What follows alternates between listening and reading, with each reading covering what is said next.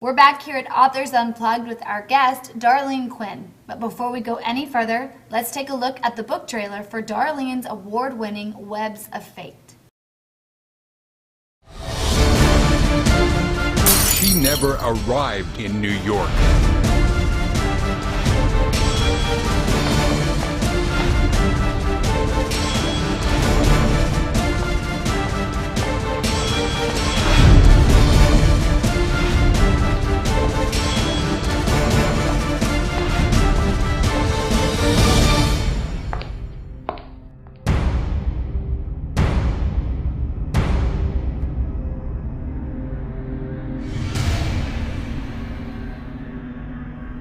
She can destroy us all.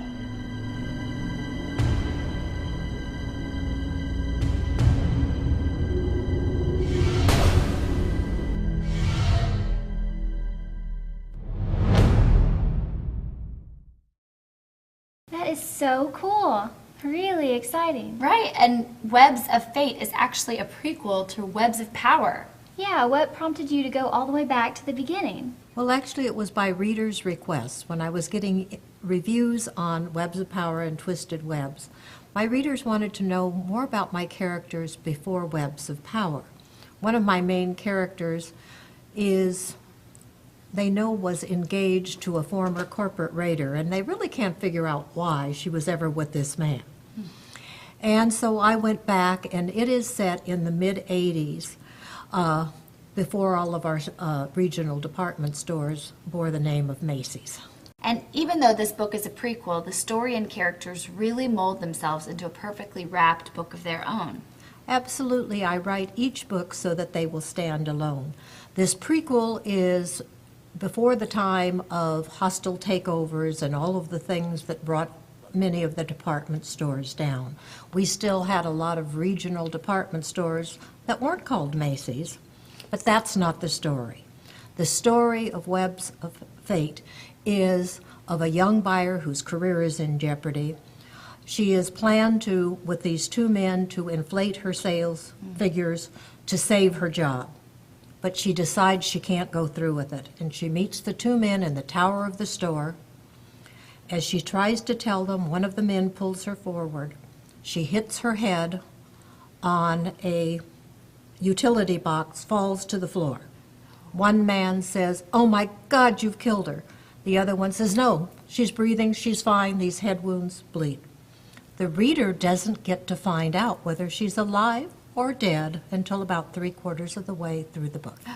Oh. Well, it's easy to see why you've picked up award after award. The Indie Excellence Award, the International Book Award for Fiction, Reader's Favorite. The list is pretty impressive, Darlene. Thank you. I've been very pleased with the response of the books. And before you wrote the Webs series, you were actually chosen to finish a Barnaby Jones novel for the late, great Buddy Ebsen. Buddy was a very good friend. Actually, he started out as an acquaintance, and I helped him with his first novel. He'd written a biography, an autobiography, and a sailing book, which he was a big sailor. But I helped him with his first novel. And when he passed away at the age of 95, his wife asked me to finish the script that he was working on for a novel of a Barnaby Jones book. Oh, that's awesome. I grew up watching him on reruns of the Beverly Hillbillies. He was a wonderful, wonderful man. He turned into a terrific friend. When his widow asked me to complete his manuscript, which was only 37 pages long, but when people say, "Oh, then it's a ghost-written book," it is not. Buddy had the core story of this book, and I wrote it in his voice, or maybe Barnaby's voice, whichever the case may be. And, of course, I had to add a few words, characters, and subplot. But essence, it is Buddy's story, and I felt like he was sitting right on my shoulder as I wrote it. That's great. That is. Darlene, before we run out of time, I just wanted to see if we could get a sneak peek of where the web story is going in your next book, Unpredictable Webs. Can you give us any juicy details? I'd be happy to. Since this is a follow-up and standing alone, I wanted to pick up my twins again. However, the background is important for the retail industry, so this book is set in Chicago. And the background of this book is the fight that is still going on between the fans of Marshall Fields and Macy's to retain their name. The CEO of Macy's, I let him know that this is what the book was going to be about, and he set me up with a couple of his vice presidents in Chicago, regional vice presidents. Nice. And I also met with Jim McKay, the man that is runs the fans for Marshall Fields. Because as far as the CEO of Macy's, I told him my readers need to know why he won't give that name back. And since he's probably going to prevail, they need to understand it. But I wanted to get both sides. But again, that's not the story. The story picks up my twins.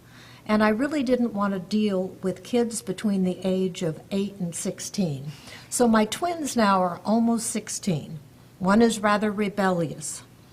And you're going to have to read more. There ends up to be a kidnapping and a little darker side to this story. But just pick up the book. I'm chomping at the bit to read this. Oh, that's music to my ears. Are you planning any more books in this series? Of course, these characters are just like family. However, the children that I brought in Webs of Power are growing up, and I have a unique problem in my series. Since it is faction, the retail industry keeps going, and my main characters are 20 years older than they were in Webs of Fate. Since the world has changed and we are now, like you said, into computers, where can people find you on the web? At darlenequinn.net, where you can also see book trailers of each of the books, and you can read the first chapters and prologues for free. That's great. Yeah. Well, I hate to say it, but the little man behind the curtain is telling me we're all out of time. Or it could just be the voices in your head. Darlene, it's been an absolute pleasure having you on the show. You have to promise us you'll come back the next time you're in town. You just have to. Well, that wraps up this chapter of Authors Unplugged. We hope you've enjoyed our visit with Darlene Quinn as much as we have. And if you haven't read Darlene's web series, you're missing out on an absolute thrill ride. For everyone here at Authors Unplugged, I'm Lauren Rainey. And you're Rachel Ferris. Stay tuned for our next chapter of Authors Unplugged. See ya. Bye.